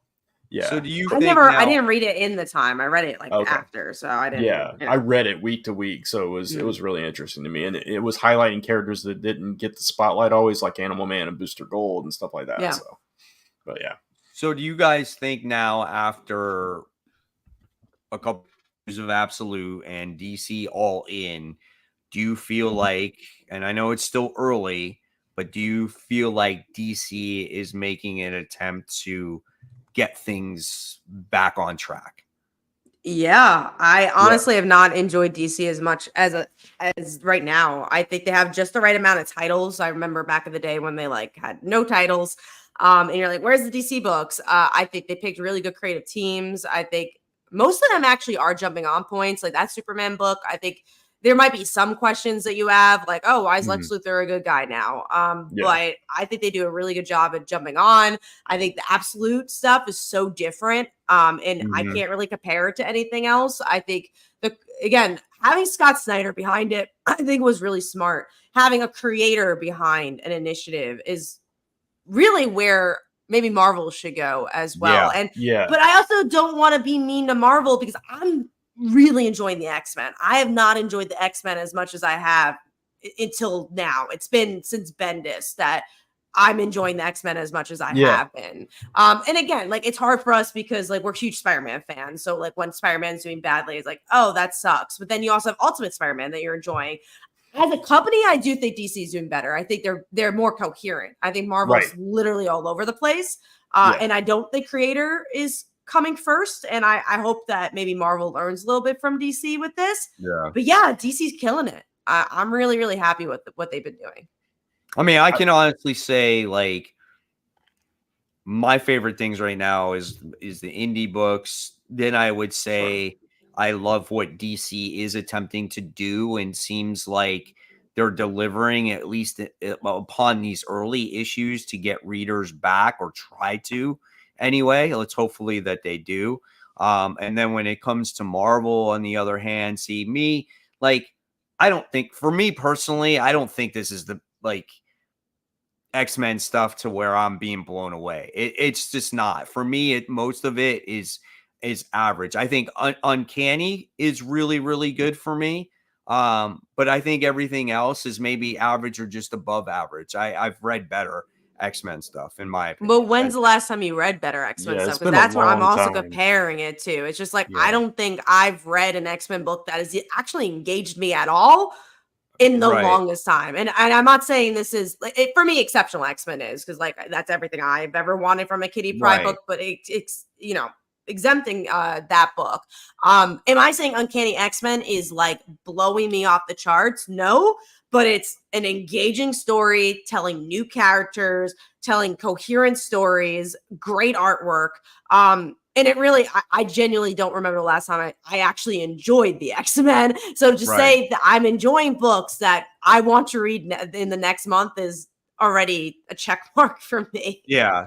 And I get that. I mean, like I said, people like obviously gravitate to different ways of certain books, or how they're written, or Mhm. their characters. Like, I can totally see you loving Exceptional X-Men because Kitty Pryde is in it, Dazzler because Dazzler's in it. Those are the characters that you love. So obviously it's going to get you excited to read those books. And then when I look at, say you pass away the X books, even those books, like we talked about it before, what really is Marvel doing to get their readers Nothing's excited? cohesive, not even Ultimate. Yeah. And that's really upsetting about the Ultimate Universe. That doesn't even feel connected. And that's Oh, like it's all over the three place. books Yeah. that you can make connected. And that Right. really is the hardship of Marvel. And I wish there was stuff that would get you more excited. Like even like Yeah. I love Gail Simone and Dave Marquez on Uncanny, but why are you not pushing saying like Gail Simone, Dave Marquez, this is the dream team? They're not Yeah. pushing that. They're just like, oh, they're so happy on this book. Yeah. Like promote the hell out of that. That's cool, you know? Yeah. It's weird. Like we're talking about the cohesiveness of DC and how everything's kind of connected and it's making everything stronger. I feel like with DC, they're doing a really good job of balancing both paying homage to everything that came before, catering to longtime fans, but also doing a lot of new stuff and introducing like a lot of new types of characters and spins on characters and all this kind of stuff. So they're doing a really good balance with that, and everything feels like it exists in the same world. Whereas, like you all said, everything in Marvel is like, okay, X-Men are over here, they're doing their thing. Avengers are over here, they're in like, Avengers assemble, really good. Avengers, okay. It's just kind of weird And how half it's the kind of all over the own place. things they're doing don't even feel as coherent at Marvel. Right. Like I'm thinking about runs, like even Take or Leave Nightwing. It was a coherent book for people who enjoyed it. Green Lantern, man, Green Lantern's a great series Yeah. that feels like things are progressing, things are happening. Like Mhm. I feel like at Marvel, there's no, I don't want to say newsworthy moment, but there's no like, look at what that character just did. Isn't that cool what just happened in Well, we that say book? it all the time. There's no character growth, right? So Yeah. there's a lot of that stuff that is going on. Maybe not just in Spider-Man, but just like in all the other books. Like we have these stories that go on and they last forever, but it never truly makes the character grow. For example, Incredible Hulk. I think Incredible Hulk is kind of an interesting book, but does it build on the character of Bruce Banner at all? Not Mm. It really. even slows it down, honestly, because I Yeah, really it liked the really beginning of does. that series, but then the pacing was off. I'm really trying to think of a series, even on Uncanny X-Men. It's not really doing anything with the characters. I think what's actually the most interesting about Uncanny X-Men is the new characters. I'm like, wow, there's new characters that seem somewhat interesting. That's cool. I think again it feels both classic and new at the same time because you got all the stuff with like the core X-Men and going back into Professor X's history and all this stuff. So Right. that's kind of I enjoy both sides of that. But like the Avengers, we were talking about Jed McKay's kind of the way he writes stuff, and we're again with Avengers, they're just going off to fight another event, another thing, another this or that. Now it's Doom and all this stuff, and it's just I really like Avengers Assemble, but it's only 5 issues, and And that's I more would because it's love to see fun, that. Yeah, Right. exactly. And then you So got West Coast Avengers that's yeah, Yeah. coming. And then you also have, when you look at the X books, there's so many of them, right? So like you talk about the ones that you like Uncanny and maybe X Factor, Exceptional, but then you go down and then you got NYX, and then you got like the 4 Wolverine books that are out. You get 2 Wolverine books that come out within 2 weeks of each other. And Like neither of them are that strong. it doesn't really make sense, yeah, If Marvel was to do what DC did and like streamline their books, yeah. not as many titles, get maybe some more solid creators on their books and editorial ease up a little bit on them, you could see Yeah. probably a much better product. But then their market share wouldn't be as big, Mike. That's why their market share is so big because they put out so many dang books. That comment you posted, No, I think and it was they're by all Joe. like get Oh, I'm sorry. canceled. Yeah, Yeah, I do want to read that. If you want to read that one, go ahead. yeah. So he said, "I'm a Marvel fan. The most, but all the YouTube channels I watch is DC fan driven. Whereas the Marvel fandom, Marvel has the highest sales, but fans are the silent majority. And that's the interesting thing because we're Marvel people. Yeah. All 3 of us are Marvel readers. We're Marvel fans. It's just right now DC is kind of catching our interest and indies and stuff. But Right. This Yeah. is the And time this where genuinely is coming from Marvel fans. Like, I Right. just want to, This is- like, yeah, we're yeah, saying this that is the again. time where where there's always that, when you get that kind of like that new initiative, and it's exciting to get these books that come out. yeah, So the last time we had that was what was the last initiative before this one? with DC For Yeah, for DC. what was it? yeah, what was it called? I can't I don't remember what remember. it's called. When Yeah, I Justice mean, there League, was an like, initiative. Yeah. disassembled and everything else, and oh my god, what was it called? You got not Future State. It was like No, they had a banner on top of it and they Ah. called it something. What the God, heck? I DC cannot Rebirth, remember. they're saying. DC No, Rebirth? it's No, not it was Rebirth. after that. Yeah, After Rebirth. It's after Yeah, Rebirth. I don't remember It's either. I after know what you're Future talking State. about. It was right before this one. yeah. It I was know like what you're talking kind of about like too. this soft thing where they're like, shit, I totally forgot what it's called. I feel like But it's it was- around the it was- time when Dawn of DC? Dawn of Yeah, DC. Dawn Son of of DC. DC, There you that's go. it. Yeah, That's thank it. you. Yes. So that was another initiative, but it didn't hit. Not Right. at all. And so Right. that was a failure. This feels like something much more than that. Yeah. And again, it's because Scott Snyder returned. It's because there's just more feeling towards it. We actually had a lot of questions. I want to circle back with some of these questions. One was about Batgirl. I can't find the comment. But are we reading Batgirl? Yeah, hell yeah. I'm a huge Cassandra fan. I love Batgirl, so I'm excited for that one. The Leonardo says, why did people forget Thor? I I think because like Jason Aaron had the best run. I love Jason Aaron's run, and Immortal Thor. We tried it for like 8 issues, I want to say. Why and did you? I Yeah. tried it for like 2. Didn't- I tried I it. Oh, didn't you for like tried it like for two, 2? Yeah. Yeah, I tried it for a good Same. like 5 issues. I love Jane Foster. I want to read anything she's in, and I couldn't. I just couldn't read it. I think it was 2 or 3 for me. I liked the beginning of Donny Cates, but he had health See, issues. that's He what had I to like drop off too. of it. Yeah. I really liked that run, and that was really good. I mean, they had the whole, what was it, the alter ego Yeah. thing Right. with Thor and all that And stuff. Masterson. Yeah. Yeah, that was freaking cool. Like, I Yeah. really enjoyed that. The artwork was really good in that one too. Like, didn't Nick Klein do the artwork in that?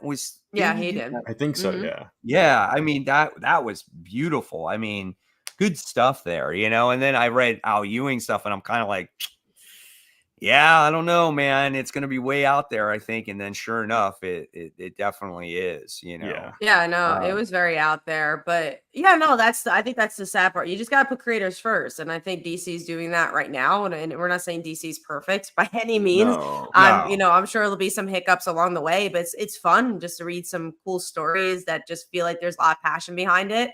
And we want to see the same thing from Marvel. Like we want to see more Ultimate Spider-Mans. We're all really enjoying Ultimate Spider-Man. And obviously, this is not us trashing on Marvel because there's a lot of No, great books absolutely out not. there. There's a There lot of are. great titles, but it just needs to be. There just needs to be more excitement from Marvel, and Yeah. even X-Men. They like you said, there are so many titles. It was hard to be really excited because you're like, well, okay, there's a lot of just X-Men titles. I want to read other stuff too. Someone mentioned Yeah. Ant-Man. I'm like, yeah, I love an Ant-Man book. Like that sounds fun. I love Scott. You know. Yeah. I mean, But- there's just those, like, when it comes to Marvel, when I'm reading each week between Indies, DC, and Marvel, I would say that when I grade these comic books, Marvel is the ones that have recently tend to have the lower grades. They're very run of the mill, very average, maybe slightly above average. You get your, one or two that might be really good, but then, for the most part, there's nothing there that really, for me, like, stands out. You get a couple, right? And that's that. I'm looking at my top 10. I've got one Marvel book, and my top 5 is DC and Image. I don't even know if I had a Marvel. Let's see. Yeah, and obviously Image, we're talking indie books. Like those are great because of it's literally just creator-owned books. They're just telling the stories they want to tell. So Marvel was my number 5 this week. So I had Dazzler and I had X Factor. Those are my only 2. Right. They're my top 10. Yeah. So I mean, and granted, there weren't a whole lot of big Marvel books this week. So I mean, Iron Man came out though, and Iron Man did come out. Yeah. See, that's a perfect example. So Iron Man, I wound up giving a C+. Iron Man these days is a flagship character that should have top tier writer, top tier artist.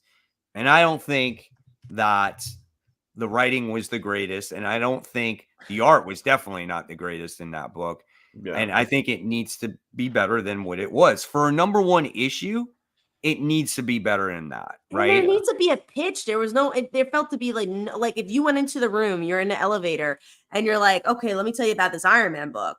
Oh yeah, tell me, Kat. What's the pitch? The pitch is like, oh, well, he's in boardrooms a lot. That's Okay. what I gotta tell you. Okay. He was in the hospital for a his while. company back. Yeah. Okay. Yeah, he was in the hospital. And he's does a he weak. like get out of the hospital with like big armor on and stuff? No. He's weak. He's really weak. Like, what do you mean by weak? Like he has no muscles. He doesn't act. There's actually no action. There's no action in this issue. no. But don't worry, there will be action. But like in issue 5, When is there gonna be action? like end of the arc. Oh, like 10 issues from now? Yeah. Oh, that sounds was great. Let's amazing. go with that. No, and that's the thing. Like you gotta if Marvel is had a new writer come into the room, they'll be like, well, pitch me, tell me something that will like make me want to hire you. I think they gotta treat every writer like that. I don't care what your resume is. Treat it like it's a new writer that needs to pitch you of why I should spend my money to make these books. that comment you just flashed up there, that is exactly true. He is a journalist, a wartime journalist at that. So it's like, Yeah, great. it's like that's he's where not all even that a comes comic from, writer. you know? A book about a war that we've seen 1,000 times in Iron Man before. And I think Marvel does that because they want a new audience to come to their books. They're like, oh, this Sure. journalist is really big. We want to get the people who And like his I'm all for journalism to read your that, stuff. you know? But a lot of times they don't convert, and that's the issue. Right. Like, and first of all, you have great creators like Rainbow Rowell, who has a huge audience, and you cancel her books. like get more creators that just have audiences that would be comic book readers. Because I think a lot of times, like, is a war journalist really going to bring his fan base to Marvel Comics? Probably not. But someone like Rainbow, who has like the geek fandom that will go to comic books, that would read a Runaways book, probably, yeah. Like, get more creators like that. Mm-hmm. Yeah. If What is you a want to book from establish Marvel that you would like to see better? I know it's Spider-Man. Avengers. I know. Yeah, we all know. let's forget But Spider-Man. what What would you did like you to say, see Brent? something? Avengers. I would love Yeah. Avengers to be like a go-to book, like one of the top-notch books. And I love Jed McKay, and it's not clicking for me, at least. So I want to see a book that feels like an indie book. Like, I want to see more books like Zatanna at Marvel. Like, I want to see more Black Label. I want to see more stuff like Hellcat. I really liked Hellcat Yeah. because it felt like a very confined series that was just about her. It felt like it had a tone to it. Like, I want to see more books that just feel like Immortal Hulk, that feel like it has its own identity. Or like Black Cat or Taskmaster. These were really good books that they did. Deadpool is good right now. Yeah. You know, Deadpool is the standout. yeah. Deadpool is the standout Because doing something different. right now. It has a different story. It's like has new characters. It has a fun tone that still fits Deadpool, though. It's not out of character for Deadpool, but it's also not the same Deadpool story you've been getting for 20 years. Yeah. You know, I would want to see another villains book like Superior foes of Spider-Man, but maybe with like different characters, right? Like, you know, you mentioned Brant, like Taskmaster, like maybe Taskmaster goes out with some other guys or whatever it is, something of that nature. That actually would be kind of cool. You know, what I would want to see, I want to see a Captain America book that people are going to want to read, because there is Captain America. I hear nobody talking about that book. And how long has it been? It's been such a long time. No one's been talking J. about Michael Captain Straczynski writes that book right now, and nobody talks about that book at all. Well, it's just the same thing over and over again. We all read that first issue. It was fine. And also that's I don't want to say the problem, because you know, it's great when you hire, you know, creators that have been in the business for a long time, but I hope there's another word than problem. But that, you know, when you only have creators like JMS or Chris Claremont, or, you know, these creators have been working for 30 years, they've told their stories already. You know, let someone else tell a story. Yeah. And unless they have a great different pitch, I always go for that. But I feel like JMS is on Captain America is like, people like JMS, I guess we'll put you on here. Yeah. Yeah. You could get Nova. You could get Darkhawk. They most recently, I think, had a Deathlock, like one shot. There's all these different characters. The Punisher book, I know a lot of people didn't like it, but I know we liked it. Yeah. You know, you could get him. You could get him back again. There's all these different things that you can do, and they just, I don't know, they just don't want to tackle it. But I know I would love to see a Darkhawk book again. And we did get a Darkhawk book, and the amulet was passed on, right? Yeah, wasn't it? For like 4 issues. Yeah, anything since then, right? Yeah. I think they just need to put more faith into building something. I think a lot of times they just like have a, you know, fish in the pan. Let's do it quick. And a lot of their events are like that, where like you know, Blood Hunt is a great example of that, where you're like, you can tell it's like, oh, we need an event now, I guess we'll do this. Like, build something, do stuff like, again, I'll go back to Jason Aaron's run, do something like War of the Realms. That was something that was built. It felt necessary, and just take your time and tell stories. I think that's necessary. The only thing I can think of is why Blood Hunt existed was to get Dr. Doom to the point of where he is. Yeah. That would be my only reason why Blood Hunt existed, because when you look at Blood Hunt, if you just sat there and said, "What's the point of Blood Hunt?" Yeah. There is nothing there at all. And Right. the only thing it led Vampires. to that has serious ramification is Doctor Doom being Sorcerer Supreme. So I think Yeah. that was kind of like the stepping stone to lead to what's going to happen this time. I think you're probably right. Yeah. This is a great comment too. They could give Agatha her own show. That weird with like, why not their own book? Also, why Yeah. does Agatha like?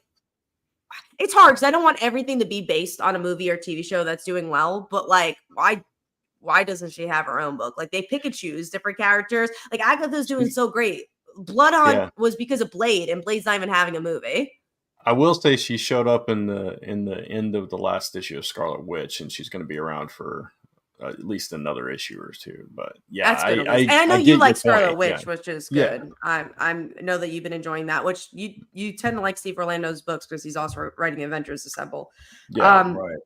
Joe says, I love Cap America. Why no big name writers wants to write Steve? It's political or something. Worried about backlash. Honestly, yeah. I think after Secret Empire, everyone's scared Yeah, shitless you're to probably write right. Captain America. When nothing for nothing, though, like that was the last time anybody was ever talking about Captain America. Ever since then, it's been nothing. But also Nick Really. Spencer, and again, I don't know the backstory. I'm not sure, but he ran from comics. He doesn't even write comics after Spider-Man and Captain America. That sucks because he's a good writer.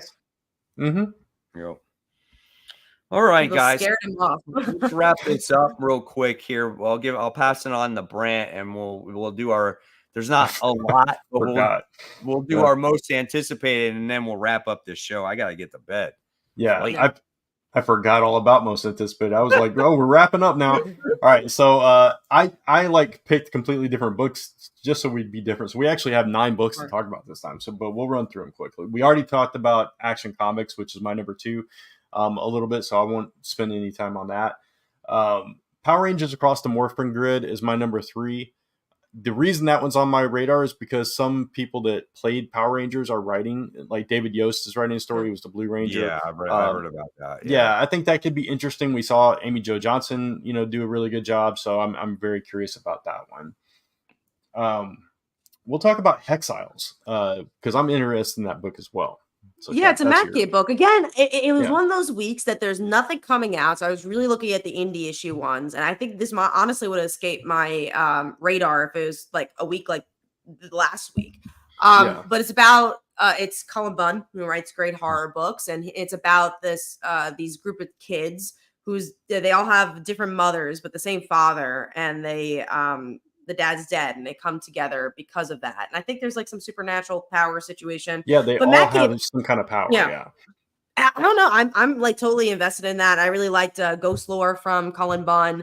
I think he writes good character stories, and Mad Cave's been killing it. So I'm excited for that. Mad Cave has been doing some really solid stuff lately. So yeah, I agree. And also, I always want to state this, but Mad Cave treats their creators really well too. I'll say this to the heavens. They treat their creators well. They're telling good stories. They're just my favorite people. So buy Mad Cave books. Support good people. Yeah. And Red Coat number 7 is your number 3, Mike. That's Ghost Machines, the end of the arc, I believe, as well. So. Yeah, I think the arc actually ended. This is kind of like almost like a epilogue. Yeah, where we wind up getting to see maybe some of the ramifications that goes on with Simon Pure because he has lived such a long life. So I'm sure, his past is going to catch up to him in this a little bit. Yeah. And I think it's supposed to be an emotional issue. So I think something might happen to someone. Yeah. So we'll see how that plays out. But Ghost Machine books are really good. All right, let's talk about Uncanny Valley then. So this is an interesting issue too. This is on your list, Kat. But all these books, like on all 3 of our lists, are on my list. I think it's the return, right? This is like the new arc. Yeah, and it's like I think it's showing us some of the history of how this cartoon world came to be, or something like that. Yeah, too, so yeah, it is. Yeah. So Also, Joseph, Beneath the Trees is on top of that pile. Heard there'll be a sequel. I'm going on a plane soon, so I'll be reading that. And nice. I have another book I wanted to Oh catch up yeah, on. I So can't wait to hear your thoughts on that. yeah, and I'm doing I always do it for my newsletter, the top 10 comics of the year. So I'm Yeah. curious if we'll end up like landing on that after I read it. So I'm excited about that. But yeah, Uncanny Valley is another one I just really like. It's a great indie book. If you're not reading it, it's like a cool meta series. I tend to like those. So Yeah. and it's continuing. So that's great. Yeah. And then Nightclub 2, issue number 3. Last issue, man, he messed everything up. He messed up so bad. I was screaming to that book. I was like, don't do it, dude. Don't do it. Yeah, it's crazy. He fell for the hot cheerleader. She got him wrapped around the finger, and he bit her, and now he's gonna pay the price now. Yeah. You know, and not just I feel him. Yeah. Huh? Not just him. Everybody's gonna pay the price for that. Yeah, absolutely. And then you don't even know what's gonna happen. Like they could bite everybody and become part of the freaking vampire cult, and it's gonna be like those three against the world at this point, you know? Yeah, it's crazy. It's just he's messed up so bad. It was one of those things. It pulled me in so much that I was like, you know how you scream at your television at a character, don't go in the room, you know, whatever. And it was like that. Don't tell her. That's when you know you got a good comic, though. Yeah, exactly. Yeah, exactly. All right, so my number 1 then is Feral number 7. Just a solid series. I enjoy this book so much, and now Lord is missing again, and Patch is really sick. So we'll see how that plays out. Great book. We'll go to Devour next, which is a Hyde Street kind of one-shot spinoff. We didn't talk. I don't think we talked about Hyde Street issue 1. So okay, yeah. So Hyde Street was that first issue was fun. I mean, it was just kind of like this weird world where these people are on this street and they have all these powers and stuff like that. Like they kill people. I think Brant and I we talked. Yeah, I think we did. Oh man, I wasn't on. You weren't on. I probably wasn't on because I was like, I don't think I talked about it with you guys. I liked it more than Rook and Redcoat, but it's more the issue 2. When it comes out, there's like 20 books coming out. I'm like, damn it. I wish it was like a week where there's less, but I am getting this one shot. So if I like the one shot, that might tell me, oh, I really need to get that issue too. I think this one's going to be kind of cool. He's got like this evil, like gym lady or whatever she is. And she gives him like this devour, like cold cream or something. And it's probably kills people or something. I'm just all in it just because of like the track record of Ghost Machine itself. Yeah. It's also the perfect time of year for that kind of book to come out. Too. Yeah. So, it's going to be interesting. And then Amazing Spider-Man number 60, the last issue of the Zeb Wells run. So I always say this, and this is my number 1 most anticipated. But guys, that does not mean I think it's going to be the best book or I'm most excited for it. It means I want to see what happens in the end of this run. Yeah. And I'm going to say it again. My wrap-up video, and it's going to include this final issue, is going to be on Saturday. So check that out, guys, on my final thoughts of the entire run and how this whole freaking series is finally ended. I can't wait, man. I can't wait. So, all right. And that's it. That's all the most anticipated we got. Awesome. So very, very fun show. I had a blast doing this show. Absolutely. This one was good. Me too. I thought this was a good idea, guys. To talk about all these books. We were struggling for a topic too. Yeah. And then I was like, why don't we just do DC All In? Because you came up with Absolute Wonder Woman first. Yeah. And then we just all brainstormed and we came up with it. So really cool stuff. But I also want to thank, and we want to thank all of you guys for joining us tonight. Yeah. All your wonderful comments, your questions, and things like that. So, like I said, I know Brant and myself will be back 2 weeks from today. Kat will be back 3 weeks from today. And hopefully you guys will be back with us no matter what. And hopefully when you get an opportunity, make sure you give this video a thumbs up. Make sure you subscribe to Comic Book Corner 2.0, which is my channel, Comic Uno, which is Kat's channel, and Only Good Comics, which is Brant's channel. and you'll find them very valuable for all your comic book needs. And don't forget to hit the bell as well so you don't miss any of those notifications. And as always, guys, thank you so much. Have a great new comic book day, and we'll see you in a couple of weeks. So Happy thanks for watching, Halloween. guys. Happy Halloween. Yes.